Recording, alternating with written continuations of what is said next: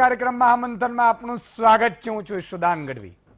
રાજસ્થાનમાં શરૂ થયેલા રણ સંગ્રામમાં દિવસે ને દિવસે નવો અધ્યાય ઉમેરાતો જાય છે।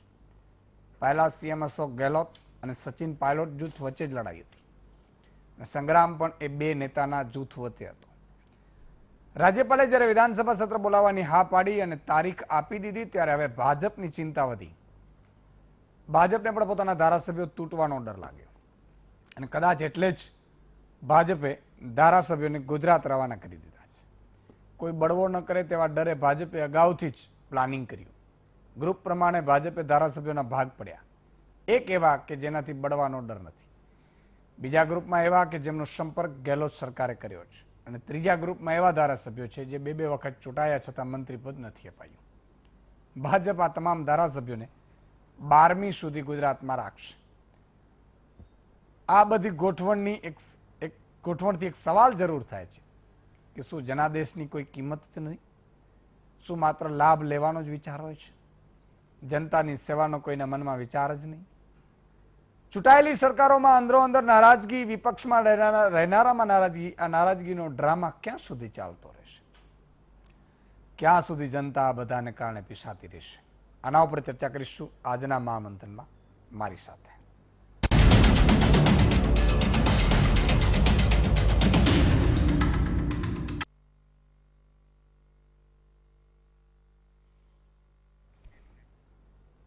મિત્રો, વીટીવી સામે તમે ગોઠવાઈ ગયા છો, મને પૂરો વિશ્વાસ છે અને આખો એપિસોડ એટલા માટે જોવું જોઈએ કે ખરેખર કઈ દિશામાં આપણું રાજકીય કેરિયર જઈ રહ્યું છે, કઈ દિશામાં આપણો દેશ જઈ રહ્યો છે। મહાત્મા ગાંધી સહિત કેટલા લોકોએ જ્યારે આઝાદી માટે ચળવળ ચલાવી હશે ત્યારે એને ખબર નહીં હોય કે 70 નાની એવી ઉંમરમાં એક લોકશાહી નામની માં આટલી બુઢી થઈ જશે। આજે લોકશાહી માં છે આપણી, એને જેમ એક વટલી ગયેલ દીકરો એને ઘરની બહાર કાઢી મૂકે એવી હાલત થઈ ગઈ છે અને ચીરહરણ કહેવાય। એક માં છે ભારતમાં, સાહેબ એનો સદીઓથી નામ ગુંજતો આવે છે, સદીઓ સુધી ગુંજતો રહેશે અને એ ભારતમાંના આપણે સંતાનોમાં ભારતીના। પણ એમાં પણ જ્યારે રાજકારણમાં સારા વ્યક્તિઓની જગ્યાએ બુચસિયાઓ ક્યાંક એન્ટ્રી મારી અને બુચસિયાઓએ રાજકારણને એવું રંગાવી દીધું, સાહેબ તમે વિચાર કરજો। મુંબઈમાં એક સ્ટ્રેન્ડ હતું અમુક વર્ષો પહેલા, અને પછી ફિલ્મોમાં જોયું કે કોઈ ગુંડા હોય ને, ગુંડા એના બળ ઉપર ચૂંટણી લડતા ધારાસભ્યો કે સાંસદ સભ્યો જાય, ગુંડો કે એમ પછી એને મત મળે ને ચૂંટણી જીતી જાય। પછી ગુંડાને જેવું થયું કે હું આમને શું કામ ચૂંટાવડાવું, હું ન બની શકું, ઈ એન્ટ્રી મારી। તમે વિચાર કરજો સાહેબ, આ દેશમાં સત્તાની એવી લાલસા જાગી છે, પણ સત્તા મેળવીને તમે શું કરો છો? સત્તા છે ને એ ભોગવવા માટે નહીં, જવાબદારી માટે હોવું જોઈએ। સત્તા છે એ પરમાર્થ માટે કામ કરવાના નિમિત્ત બનવા માટે હોવું જોઈએ। સત્તા છે એ દિલો જાનથી મા ભારતીની સેવા કરવા માટે હોવું જોઈએ। સત્તા છે એ ગુજરાતને હિન્દુસ્તાનના નાગરિકોને માત્ર ને માત્ર જન સેવા કરવા માટે હોવી જોઈએ। આજે સત્તા શેના માટે કરે છે ખબર છે? મારે કે કલેક્ટરની મીટિંગમાં હું અધ્યક્ષસ્થાને છું મંત્રી તરીકે, એનો મને ગર્વ છે। ડૂબી મરો ડૂબી। કલેક્ટર, એસપી, ચીફ સેક્રેટરીથી માંડીને તમામ ગુજરાત કે હિન્દુસ્તાનના નોકરો છે। નોકરો એટલા માટે કે સરકારી કર્મચારી છે, આમ જનતા એની માલિક છે અને તમે આમ જનતાના પ્રતિનિધિ છો। તમે કોઈ કલેક્ટર સાહેબ બોલે એના માટે થઈ અને બધું દાવ ઉપર લગાડો છો? તમારામાં બુદ્ધિ હોય તો એ પદ ગ્રહણ કરાય, બાકી ગ્રહણ નથી કરાતું। આપણા વડવાઓને યાદ કરજો, એમણે ક્યારે પણ એમ ન લાગે કે આ હું કામ નહીં કરીશ એટલે છોડી મૂકે। ઉંમર થાય, હાલી ન શકે, ચાલી ન શકે તો એમ કે હવે દીકરાઓ મારાથી નથી થતું, હવે તમે સંભાળજો. અહીંયા તો પગ ન મૂકી શકે તો મારું હજી બાકી છે. એટલે કેટલું. પણ એક બીજી વાત આજની જે કરું છું, આજે ભાજપના ધારાસભ્યો ભાગ્યા ત્યારે પંક્તિ છે, પીપર પાન કરંત હસત કુપરિયા મુજ વીતી તુજ વીતસે ધીરો ખંભા પલિયા. 10 દિવસ પહેલા એક ડ્રામા રચાણો, કોંગ્રેસના ધારાસભ્યોને સંતાડવામાં આવતા હતા. ભાજપ આક્ષેપ કરી રહ્યું હતું કે ધારાસભ્યો રિસોર્ટ પોલિટિક્સ કોંગ્રેસે બંધ કરવું જોઈએ. કોઈ સેંકડો નથી થયા. પેલા તો એવું હતું જન્મો જન્મ બદલાતા હતા. આ તો 15 દિવસની અંદર સાહેબ જુઓ તમે, વસુંધરા રાજેનું ગ્રુપ ડાઉટ છે ભાજપને કે આ લોકો કદાચ બગાવત કરી શકે એમ છે, અશોક ગેહલોતને મદદ કરી શકે એમ છે. 14મી તારીખે સત્ર છે તો આને ઉપાડીને તમે પણ રાખો. એટલે શું થયું? અલ્ટિમેટલી તો જનતાનો જ મરો છે.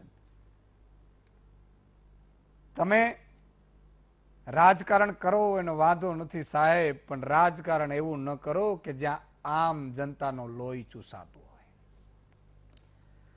તમે રાજનીતિમાં આવો એનો વાંધો નથી, પણ રાજનીતિ એવી ન કરો કે ક્યાંક જનતાનું બુરું થતું હોય. તમે એવું રાજનીતિ ન કરો સાહેબ. આજ ધરતી ઉપર તમારો પણ અંતિમ સંસ્કાર થવાનું છે. અને ત્યારે કુદરતને પણ તમારે જવાબ આપવાનો છે. શાસ્ત્રો એવું કહે છે રામ રાજ્ય એટલે શું સાહેબ, અને રામ પોતે એવું કહેતા હતા. અને રાજસ્થાનની પોલિટિક્સ કેવી રહી છે એનો તમને દાખલો કહું. રાજસ્થાનમાં દર 5 વર્ષે સરકાર બદલાય એટલે કોઈ પણ મુખ્યમંત્રી રહી ચૂક્યા હોય ને બીજા મુખ્યમંત્રીનું ખરાબ ન કરે, અથવા તો એ સરકાર પાડવાની કોશિશ ન કરે. એટલે વસુંધરા રાજે આગળ નથી ત્યાં કે 5 વર્ષ પછી મારી સરકાર આવશે. પણ સચિન પાયલોટથી રેવાયું નહીં એટલે એણે ભાજપના હાઈકમાન્ડના કેટલાક નેતાઓને સાથે લીધા, સરકાર પાડવાની કોશિશ કરી. પણ રાજસ્થાનની તાસીર જુદી છે. તમે જોજો, મારો શરીર અલગ છે, તમારો શરીર અલગ છે. મને કઈ દવા લાગુ પડશે, મને કયા ઉકાળા લાગુ પડશે, મારા શરીર પ્રમાણે હોય. એમ એમ આ રાજ્યો પણ એવા છે. અહીંયા તો ભાજપમાં તમે ગમે એટલી તોડફોડ કરો ગુજરાતમાં, કારણ કે ભાજપ સિવાય કોઈ છે નહીં વિકલ્પ, એવું જનતાને માનવામાં આવે છે ને એ કરે છે. કોંગ્રેસ આવતી નથી, હકીકત છે. એટલે તમે તોડો ફોડો, ફી લો, ઉઘરાવો, પાક વીમો ન આપો, સ્કૂલો પ્રાઇવેટાઇઝેશન કરી દો, બધું કરી દો, તોય ભાજપને મત આપે છે. એ હકીકત છે. ભાજપ ચૂંટાય છે અને ભાજપ કહે પણ છે કે જો અમે ચૂંટાતા હતા અમે કરીએ બરોબર કરીએ, અને બરોબર છે, વાત સાચી છે. એમાં કોઈ ચાલે નહીં. એમાં તો જનતાનો ચુકાદો સર આંખો પૂરો. પણ રાજસ્થાનની પોલિટિક્સમાં વસુંધરા રાજેને ખબર છે કે 5 વર્ષ પછી આવું થાય ને મારા 2 ધારાસભ્યો ઓછા 5 આવે તો એટલે વસુંધરા રાજે ન પડ્યા, પણ દિલ્હીથી કોઈક મિત્રો હશે ખબર નહીં, એમણે પ્રેશર કર્યું છે કે હા આપણે તો ભાઈ મધ્યપ્રદેશમાં બનાવીએ છીએ, કર્ણાટકમાં બનાવીએ, ચાલો આમાંય બનાવીએ. દા ઊંધો પડ્યો, જાદુગરે જાદુ કરી નાખ્યો છે. અત્યારે હવે ખબર નથી શું થાય. આ તમામ મુદ્દાઓ પર ચર્ચા કરવી છે. એ આવી ગયા છે પોરબંદર એરપોર્ટ ઉપર. વીટીવી 3 દિવસ પહેલા ખબર ચલાવી છે, મહોર વાગી છે. પોરબંદરમાં વીટીવીને ઇન્ટરવ્યુ આપ્યો છે. પેલા ભાઈ નામ છે, તમને નામે કહી દઉં, નિર્મલ કુમાવત, ગોપીચંદ મીણા, નિર્મલ કુમાવત, જબ્બરસિંહ સાંકલા, ગુરદીપસિંહ, ધર્મેન્દ્ર મોચીન, ગોપાલ શર્મા આ આવી ગયા છે. સોમનાથ પહોંચી રહ્યા છે. હમણાં સોમનાથથી પણ આપણે લાઈવ મળશે. સોમનાથના દર્શન કરશે, પછી એને પણ હોટલમાં રાખવામાં આવશે અને પછી રિસોર્ટ બિસોર્ટમાં 2-4 દિવસ ફેરવશે અને મજા કરશે. એટલે એ પ્રેશરમાં, જે એમ કહેતા હતા નિર્મલભાઈ, જે ત્યાંના ભાજપના ધારાસભ્ય છે, કે કોંગ્રેસ બહુ પ્રેશર કરે છે અમને. એટલે જેમ કોંગ્રેસના બોલતા તેવી રીતે ભાજપના બોલે છે, એમાં કઈ બે મત નથી. અને તમને ખબર છે કોંગ્રેસમાં અત્યારે 87 છે, અપક્ષ 10, બીટીપી 2, સીપીએમ 1, કુલ 100 ધારાસભ્યો છે. સચિન પાયલોટભાઈ 19, કોંગ્રેસ અપક્ષ 3 ને કુલ 22 છે. ભાજપનું 72, આરએલપી 3 અને કુલ 75 છે. બંધ બેસે એવી શક્યતાઓ ઓછી છે. અને એમાંથી 6 ધારાસભ્યોના લઈ આવ્યા છે, 6 ના ગ્રુપ પાડ્યા છે. આમ તો 14 જેટલા છે, ટોટલ 20 જેટલા કે છે ભાજપના. એટલે અશોક ગેહલોત જાદુગર કરે છે કે નહીં, અશોક ગેહલોત પાસે ચોટલી છે બધાની. શેખાવત મિનિસ્ટર, કેન્દ્રીય મંત્રીની ઓડિયો ક્લિપ છે, સરકાર તોડતા હોય એવું. સચિન પાયલોટની ઓડિયો ક્લિપ છે. આ તમામ મુદ્દાઓ પર ચર્ચા કરવા માટે આપણી સાથે 5 મહાનુભાવો જોડાયા છે. પ્રદીપજી શેખાવત પત્રકાર રાજસ્થાનથી જોડાયા છે. અમિતભાઈ ઠાકર ભાજપના નેતા છે. નિમિષભાઈ શાહ કોંગ્રેસના નેતા છે. ધીમંત પુરોહિત સંપાદક છે ન્યૂઝ વ્યુઝના. અને દિલીપભાઈ ગોહિલ વરિષ્ઠ પત્રકાર છે. 5 મહાનુભાવોનું ખૂબ ખૂબ સ્વાગત છે. शेखावत जी गुजरात में कहावत है, मैंने बोली, उसका हिंदी तो मुझे भी पता नहीं है. पीपर पान खरंत हंसत कुपरिया मुझ बीती तुझ बीत से धीरो खंबा पलिया। क्या हुआ, ये उल्टी क्यों शुरू हो गई? अशोक गहलोत जी क्या जादूगर, सही में जादूगर निकले? बीजेपी को अपने एमएलए संभालने पड़ रहे हैं। परसों यहां गुजरात में ये कह रहे थे कि भाई कांग्रेस पर अपने एमएलए पर विश्वास नहीं है, रिसोर्ट पॉलिटिक्स कर रही है। अब भाजपा तो वही कर रही है। जी बिल्कुल, मैं आपको बता, जब पिछली बार मुख्यमंत्री जब वसुंधरा राजे थी तब बीजेपी में प्रदेशाध्यक्ष का विवाद, अभी हाल ही में गजेंद्र सिंह वाला जो प्रदेशाध्यक्ष का विवाद हुआ था, इससे पहले पिछली बार भी जब हुआ था तब बीजेपी के ही कुछ विधायकों ने बीजेपी ऑफिस के बाहर प्रेस कॉन्फ्रेंस करके स्पष्ट ये कहा था कि राजस्थान में वसुंधरा ही बीजेपी है और बीजेपी ही वसुंधरा है। ये प्रेस कॉन्फ्रेंस करने के बाद में वसुंधरा राजे की इच्छा से नए प्रदेशाध्यक्ष की नियुक्ति हुई थी और वही कुछ अब हालात राजस्थान में बनते हुए नजर आ रहे हैं। कल मुख्यमंत्री वसुंधरा राजे ने दिल्ली में जो जेपी नड्डा, राजनाथ सिंह से मुलाकात की, आज दोबारा मुलाकात का दौर शुरू हुआ है। उसके बाद अब एक नया कयास जो पिछले दो तीन दिन से जो चल रहा था कि सचिन पायलट के जितने भी साथी विधायक हैं वो गुजरात शिफ्ट हो रहे हैं, लेकिन अचानक कल एक नया मोड़ आता है और वसुंधरा राजे समर्थित कुछ विधायक जिनमें संभावना थी 8 से 10 उन विधायकों के नाम भी चर्चाओं में दौर पे शामिल हो गए हैं कि ये लोग बीजेपी भी छोड़ सकते हैं। उसके बाद में ये कयास शुरू हुए कि क्यों ना इनको कहीं शिफ्ट किया जाए। हालांकि पहले ये शिफ्ट करने की प्राथमिकता थी राजस्थान के अंदर, अब अचानक से इनको सबको जो आया है गुजरात शिफ्ट कर दिया गया, पोरबंदर। वीटीवी 2 दिन से इस चीज को खुलासा भी कर रहा है और हमने भी आज जयपुर में भी जब विधायकों से बातचीत की, खुद एयरपोर्ट पे विधायकों ने स्वीकारा कि हम तो पोरबंदर घूमने जा रहे हैं, सोमनाथ के दर्शन करेंगे। लेकिन सबसे बड़ी बात है कि राजस्थान और गुजरात की बात करें तो कोरोना से देश भर में महामारी छाई हुई है और कोरोना का प्रकोप जो है वो बढ़ता जा रहा है, लेकिन इस बीच में हम घूमने की बात कर रहे हैं, जबकि हकीकत कुछ और है। अब तक जो बीजेपी कांग्रेस की जो फूट थी, अब वही फूट बीजेपी में भी दिखाई दे रही है। उसी का परिणाम है कि विधायकों की बाड़ेबंदी की जा रही है और गुजरात में की जा रही है और गुजरात के ही बाहुबली विधायकों को और मंत्रियों को उनकी आवाभगत का मौका दिया गया है और उन लोगों को वहां आज शाम को उन्होंने सोमनाथ में दर्शन किए और वो लोग वहां रुके हुए हैं।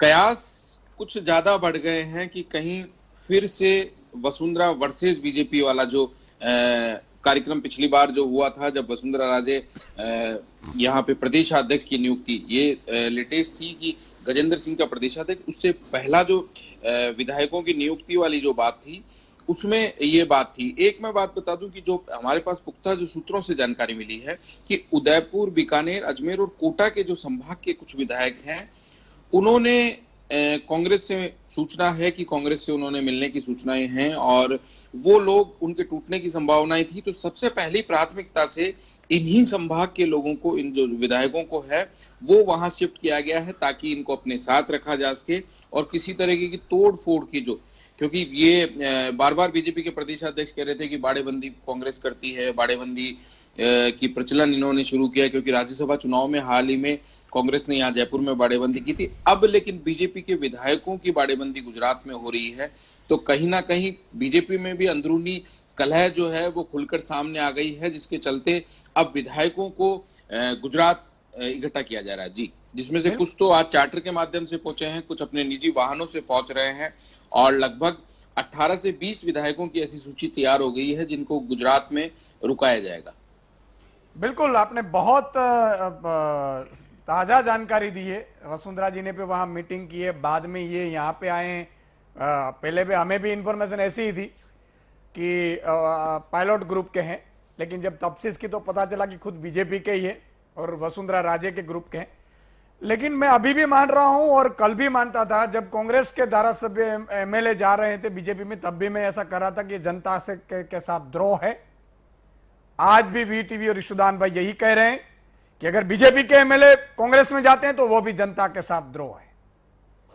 और ये लिख कर चलिए साहब कि वीटीवी एक ऐसा हिंदुस्तान का चैनल है जो सत्य पे चलता है, किसी की उंगलियों पे नहीं, और किसी की उंगली नहीं सकती। અમિતભાઈ, આ હું એ જ કહું રહ્યો છું કે અરીસો છે એ અરીસો વીટ છે। ત્યારે તમે કહી રહ્યા હતા resort politics, resort politics, resort politics ના કરવું જોઈએ, એમએલએ ને કામ કરાવવા જોઈએ કોરોના વચ્ચે। આજે કોરોના છે અને ભાજપના ધારાસભ્યો રિસોર્ટ પોલિટિક્સમાં આવી શું જવાબ છે આપણી પાસે?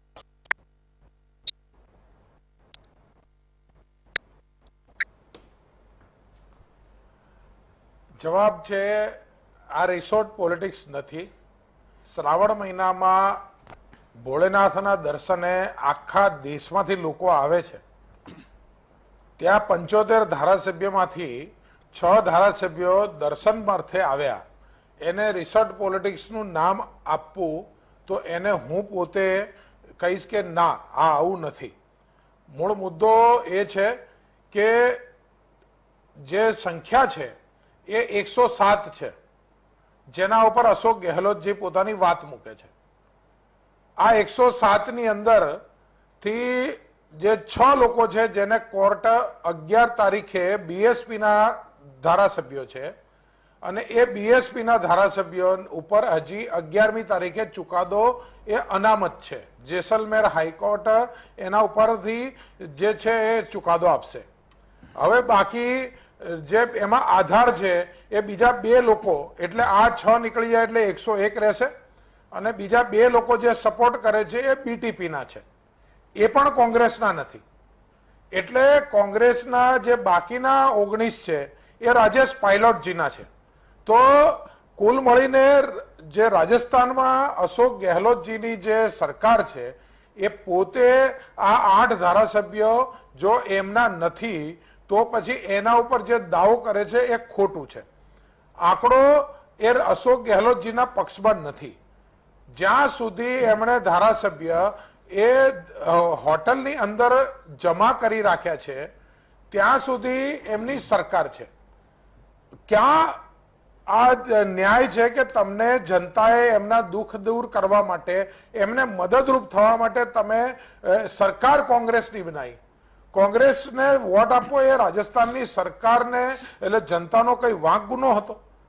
તમે સચિન પાયલોટ તમારા જ નેતા, તમે અશોક ગેહલોત તમે જ ત્યાં, એકને રાહુલ ગાંધીજી સપોર્ટ કરે, એકને ઉપરના સિનિયર એટલે સોનિયા ગાંધીજીનું ગ્રુપ સપોર્ટ કરે.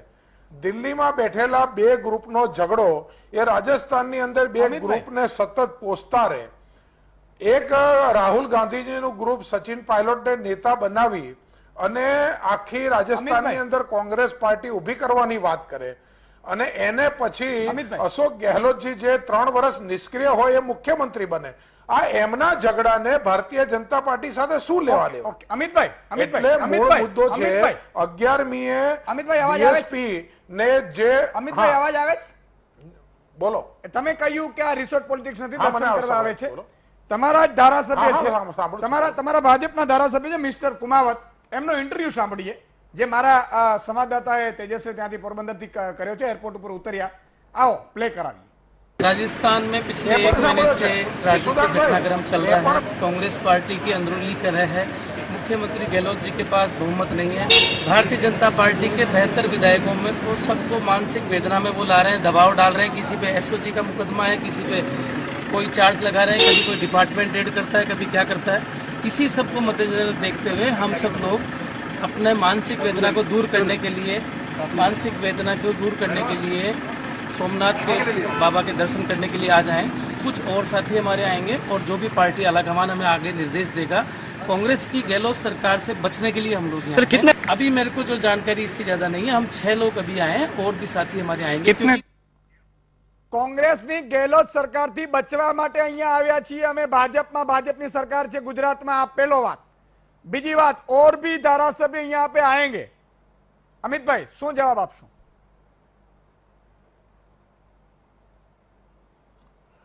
ઈસુદાનભાઈ, આ ઇન્ટરવ્યુ બપોરથી ચાલે છે. આ ઇન્ટરવ્યુ મેં પણ સાંભળેલો છે. બરાબર. ટોટલ ભારતીય જનતા પાર્ટીના 75 ને એક ઇન્ડિપેન્ડન્ટ 76, એટલે 3 લોકોએ જે સપોર્ટ કર્યો છે આરએલપી વાળાએ, એને સાથે 76 ધારાસભ્ય છે. એમાંથી 6 ધારાસભ્ય આવ્યા છે. ત્યાં એમનું વાત શું છે કે કોંગ્રેસની અશોક ગેહલોત સરકાર હેરાન કરે છે. આ અશોક ગેહલોત સરકાર જો પોતાના નેતા ઉપર રાષ્ટ્રદ્રોહનો ગુનો લગાડતા હોય તો એની અંદર તમારા એક મેં ગયા ડિબેટની અંદર બી કહ્યું હતું કે બીટીપીના આદિવાસી ધારાસભ્ય ને રસ્તામાંથી ગાડી સહિત કોલર પકડીને ઉઠાઈ લીધા અને એનો વિડીયો એમના સિક્યુરિટી ગાર્ડે ઉતારી એ વિડીયો એમણે અપલોડ કર્યો કે આ જો અશોક ગેહલોત સરકારની પોલીસ મને કેવી રીતે ઉઠાઈ લઈ છે. કોઈ આદિવાસી ધારાસભ્ય એ યુવાન ચૂંટાય એનો ગુનો છે? હવે જે આ આક્રમણ જે કહેવાય ને કે અશોક ગેહલોતનું આક્રમક ધારાસભ્યોને લઈ ગયા છે ને, કોઈ ધારાસભ્ય એવું કહેવાનું છે ને. મુદ્દો એ જ છે અમિતભાઈ, મુદ્દો એ જ છે. હું આવીશ કોંગ્રેસના મિત્ર પાસે, નિમિષભાઈ પાસે. અરે હું એટલે આ ધારાસભ્ય એ જ કીધું અને અનેક ધારાસભ્ય એમણે શા માટે એસઓજીમાંથી કેસ હટાવી અને ભ્રષ્ટાચાર વિરોધી જગ્યા ઉપર એક કેસ આપવો પડ્યો? અશોક ગેહલોતે ત્રણ કેસ કર્યા હતા, એ ત્રણ કેસ શું કામ ખેંચ્યા? હા, બરોબર છે. તમે જે હું એ જ કહી રહ્યો છું, કારણ કે એમને તમારી સત્તા હોય એટલે તમે કોઈના ઉપર કેસ કરો, દબાવો, ધારાસભ્ય લઈ લો. એસઓજી કોણ હેન્ડ કરે? ઘણા બધા કુંવરજી બાવળિયાની પણ આવી વાત કરતા હતા કે ભાઈ આ કેસ થયો ને કેસ પછી પાછો ખેંચાયો, એવું આપણે બહુ ખબર નથી. આ તો વાતો થતી હતી. હું આ ભાજપ કોંગ્રેસની રાજનીતિની હું તાસીરને ખુલ્લી પાડવા માંગુ છું કે આ રાજનીતિ આગામી સમય માટે તમારા મારા સંતાનો માટે કેવી પરિસ્થિતિ લાવશે. ના, તાસીર નથી તો શું છે? જો સમજો, અશોક ગેહલોત જે કરે છે એ ઈસુદાનભાઈ આપણે કેવું પડશે. આદિવાસી ધારાસભ્યને તમે ઉઠાવો, કેન્દ્રના મિનિસ્ટર ઉપર તમે એસઓજીમાં કેસ કરો, એસઓજીમાંથી 3 કેસ પાછા ખેંચવા પડે, એ 3 કેસ પોતાના માણસને આપવા પડે. એસઓજીનો જે અધિકારી જે અધિકારી હોય એની પત્ની જે હોટલની અંદર તમે ધારાસભ્ય રાખ્યા એ હોટલની માલિક હોય તો આ બધું છે શું? જે હરિયાણાની હોટલ છે પાયલોટને રાખી છે એ ભાજપ વાળાનો હોય એ છે શું? ચાલે. હું એ જ કહું છું, આ સવાલ તમારી ઉપર પણ એટલા ઉભે છે જેટલા કોંગ્રેસ સામે છે. હું એટલે જ કહું છું, આ પોલિટિક્સમાંથી બહાર આવીને સેવા કરીને ભાજપના રાજમાં જાય એ સ્વાભાવિક છે ભાઈ. હું એ જ કહું છું કે અહીંયાથી કર્ણાટક ગયા હતા ડીકે શિવકુમાર પાસે, બધા સેવા જ કરે છે. હું એ જ કહું છું સેવા. ઈસુદાનભાઈ આપની પોપ્યુલારિટીનો લાભ લઈ, આપની શોની પોપ્યુલારિટીનો લાભ લઈને હું એટલું કહેવા માંગુ છું કે નરેન્દ્ર મોદી જેવા નેતા હોય, પાર્ટીનો કાર્યકર્તા મજબૂત હોય, ઘર ભરેલું હોય, કોઈ ધારાસભ્યને બહાર જવાનો વિચાર ના થાય. આજે કોંગ્રેસનું ઘર સળગે છે એટલાનો ધારાસભ્ય ભાગી રહ્યો છે. હા, પણ ભાજપનો ભાગી રહ્યો છે અમિતભાઈ. મને એ જ ચિંતા છે કે મેં કે કાચના ઘર ઉપર એવી વાત છે. ના, ભાજપનો ભાગી નથી રહ્યો, ભાજપનો બચવા માટે અહીંયા આવ્યો છે. હું એ જ કહું છું સાહેબ, બચવા માટે. એ જ નિમિષભાઈ, જે તમે આક્ષેપ કરી રહ્યા હતા કે ભાઈ કોંગ્રેસના ધારાસભ્યોને ખરીદે છે અને કોંગ્રેસના ધારાસભ્યોને હેરાન કરે છે, ભાજપ લઈ જાય છે, પક્ષ પલટો કરાવે છે. અત્યારે તમારી ઉપર જ આક્ષેપ થઈ રહ્યા છે રાજસ્થાનમાંથી. તમારે ભાજપના ધારાસભ્યોને ભાગવાનો વારો આવ્યો છે, બિચારા એમ કહે છે કે ભાઈ અમારે રાજસ્થાનમાં રહેવું મુશ્કેલ છે. નિમિષભાઈ, જો પહેલી વસ્તુ તો બહુ સ્પષ્ટપણે જણાવું કે જ્યારે પોતાના મહેલ કાચના હોય તો બીજાના ઘરે આપણે પથ્થર કાંકરી ચાળો નહીં કરવો જોઈએ. કોંગ્રેસે પાસે એન્ફોર્સમેન્ટ ડિપાર્ટમેન્ટ નથી, ઇન્કમટેક્સ ડિપાર્ટમેન્ટ નથી. સચિન પાયલોટે જ્યારે બળવો કર્યો આટલું કોંગ્રેસે આપ્યા પછી, ત્યારે હરિયાણામાં સાચવવાનું કામ ભારતીય જનતા પાર્ટી કરી રહી છે. કોંગ્રેસના વિધાયકો, કોંગ્રેસના ટેકેદારોના ત્યાં ઈડીની નોટિસ, ઇન્કમટેક્સની નોટિસ રાતોરાત આવે છે અને બધાની ઇન્ક્વાયરી થાય છે. આ કામ કોંગ્રેસે નથી કર્યું, તમે કર્યું છે, ભારતીય જનતા પાર્ટીએ કર્યું છે. વાત આવે છે તો તમારા ભારતીય જનતા પાર્ટીના અંદરના જે પ્રોબ્લેમ છે, વસુંધરા જે સિંધિયાના પ્રોબ્લેમ હોય એ ભારતીય જનતા પાર્ટીની ટોચની નેતાગીરી સાથે છે અને એ લોકોએ પોતાના ધારાસભ્યો જતા ના રહે અથવા તો પોતાના ધારાસભ્યો રાજીનામું ના આપે એ માટે ગુજરાત આવ્યા છે અને ગુજરાતમાં તમે એમને લાવ્યા છો ભારતીય જનતા પાર્ટી, અને ધારાસભ્ય પોતે પણ બોલ્યા છે. આમાં કોંગ્રેસનો ક્યાંય હાથ નથી. ભારતીય જનતા પાર્ટીએ જ્યાં જ્યાં પણ સરકારો પોતાના નાણાંના જોરે, પોતાની સત્તાની જોરે, સ્વાયત્ત સંસ્થાઓની જોરે, સ્વાયત્ત સંસ્થાઓનો દુરુપયોગ કરીને કેટલા રાજ્યોમાં બહુમતી ન હોવા છતાં માત્ર ખરીદ પરોત કરીને ખરીદ વેચાણ સંઘ બનાવી દીધો છે ભારતીય જનતા પાર્ટીને. અને તમે દેશમાં બહુ નિર્લજ્જતાથી, આ શબ્દ હું બહુ આરોપ કરીને કહું છું, ભારતીય જનતા પાર્ટી સંવિધાન અને બંધારણને નિર્લજ્જતાથી સરેઆમ છડેચોક ભંગ કરી રહી છે. શરમ તમને આવી જોઈએ ભારતીય જનતા પાર્ટીને. ગેહલોતજી પાસે કોંગ્રેસમાં ક્યારેય અમે સીએમ ડિક્લેર કરતા નથી, કોંગ્રેસની ટ્રેડિશન પણ નથી. In no state, in no country, દેશમાં પણ નહીં. મનમોહનસિંહ દેશમાં વડાપ્રધાન બને ત્યારે કોંગ્રેસે ક્યારે કહ્યું નતું કે મનમોહનસિંહ વડાપ્રધાન બનશે. રાજસ્થાનમાં પણ એ જ મામલો હતો. અમે વ્હીપ લઈએ છીએ ધારાસભ્યોનું, ધારાસભ્ય જે બહુમતી આપે એને અમે મુખ્યમંત્રી બનાવીએ છીએ, સંસદ જેને બહુમતી આપે એને વડાપ્રધાન બનાવીએ છીએ. અશોક ગેહલોતને સ્પષ્ટ બહુમતી સાથે વ્હીપ આપ્યો છે. અશોક ગેહલોત વડાપ્રધાન મુખ્યમંત્રી હતા. સચિન પાયલોટે નાની ઉંમરે એ બનાવ્યા છે. તમારે સચિન પાયલોટ પાસે બહુમતી ન હોવાના કારણે તમારે કોંગ્રેસના ધારાસભ્ય વધુ ખેરવવા છે. એટલે રાજ્યપાલની સત્તાનો દુરુપયોગ, અને સ્પષ્ટપણે 70 વર્ષના ભારતના ઇતિહાસના શાસનમાં રાજ્યપાલ મુખ્યમંત્રીના ઠરાવ પછી વિધાનસભા નથી બોલાવતા. 70 વર્ષમાં આપણા 32 રાજ્યો છે, 32 રાજ્યોમાં તપાસ કરો કોઈ વાર આવી ઘટના બની હોય તો. તમારી નિર્લજ્જતા તો ત્યાંય દેખાતી હતી કે સવારે 5 વાગે મહારાષ્ટ્રમાં તમારી સરકાર બનાવી હતી ભારતીય જનતા પાર્ટીને, તો તમે મુખ્યમંત્રીને શપથવિધિ કરાવી હતી. શરમ નેવે મૂકી છે.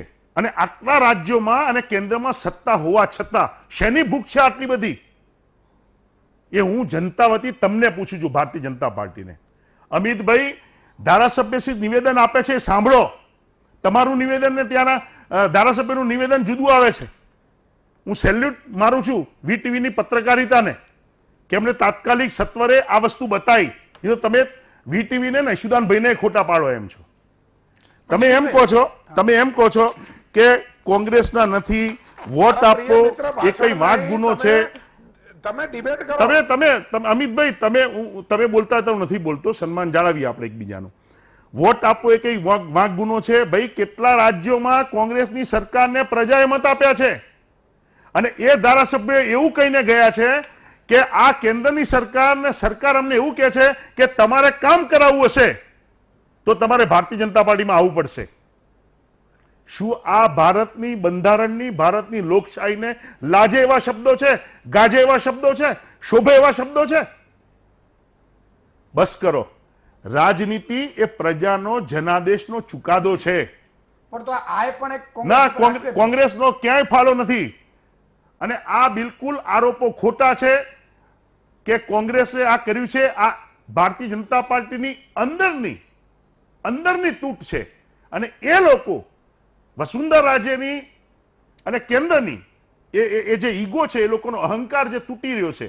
અને છેલ્લે વસુંધરા રાજે, તમે પણ બોલ્યા છો, અને આખું રાજસ્થાન ભારતીય જનતા પાર્ટી બોલે છે કે અમારી બીજેપી એટલે વસુંધરા રાજે સિંધિયા. અને નરેન્દ્રભાઈ શીખવાડ્યું છે કે કોંગ્રેસ સરકાર, કેન્દ્ર સરકાર એવું તો બોલાતું નથી. મોદી સરકાર. તો હવે તમારામાં દરેક રાજ્યોમાં આવા નેતાઓ પેદા થશે. ઓકે. અને આ લોકશાહી માટે સારું નથી ગણતો. ભારતીય જનતા પાર્ટીને બહુમતી નથી મળી. તમને 72 ધારાસભ્યો છે, 36% મત મળ્યા છે. 36 તમારા ધારાસભ્ય, 36% તમારી છે, બાકીના કોંગ્રેસની સાથે છે. ઓકે. તો કેમ શેના માટે તમે ડિસ્ટર્બ કરો છો? શાસન કરવા દો ને. ઓકે. ધીમતભાઈ, એક સવાલ એ છે કે ખરેખર ગેહલોત ધીરે ધીરે જાદુગરી એને દેખાડી. હવે ગેહલોત પાસે ઓડિયો ક્લિપ પણ છે. હવે ઓડિયો ક્લિપમાં સરકાર પાડવાનું, પછી રાજદ્રોહનો કેસ, સચિન પાયલોટ ત્યારથી બહાર પણ નથી આવ્યા. બીજું કે એમણે ભાજપમાં સેંધ મારવાનો પ્રયાસ કર્યો, અને એ જ થિયરી અપનાવી જે ભાજપ અપનાવે છે બીજા રાજ્યોમાં, એવો આક્ષેપ થાય છે કોંગ્રેસને. આ ખરેખર રાજનીતિની તો બંને પાર્ટીઓએ તળિયે મૂકી દીધી, માનીએ ચાલો લોકશાહીને. ખરેખર આ ગેમ શું? શિકારી ખુદ શિકાર હો ગયા. બહુ ટૂંકમાં કહેવું હોય તો આખી વાતને આમ સમજાઈ શકાય. જે બીજેપીની એક યુએસપી, એક માસ્ટરી ગણાતી હતી, એ અચાનક હવે કોંગ્રેસમાં અને ગેહલોતમાં દેખાવા લાગ્યું. મને લાગે ઈશુદાનભાઈ, અમિતભાઈ શાહ કોરોનાને કારણે આઇસોલેટ થઈ ગયા. એ પરિસ્થિતિનું મને લાગે કે અશોક ગેહલોત ફાયદો અથવા ગેરફાયદો ઉઠાવે છે. અને જે રાજસ્થાનમાં પરિસ્થિતિ આપણે જોઈએ છે, મને લાગે એના માટે બહુ લોખંડી કાળજો જોઈએ. તમે જો દેશ આજે આખી દુનિયામાં સૌથી વધુ કોરોનાના કેસ ભારતમાં થાય છે, 60,000 પ્લસ પર ડે નો આંકડો છે. અને મહારાષ્ટ્ર, ગુજરાત અને રાજસ્થાન, પશ્ચિમના જે 3 રાજ્યો છે આખા ભારતમાં આગળ છે આ કેસની બાબતમાં.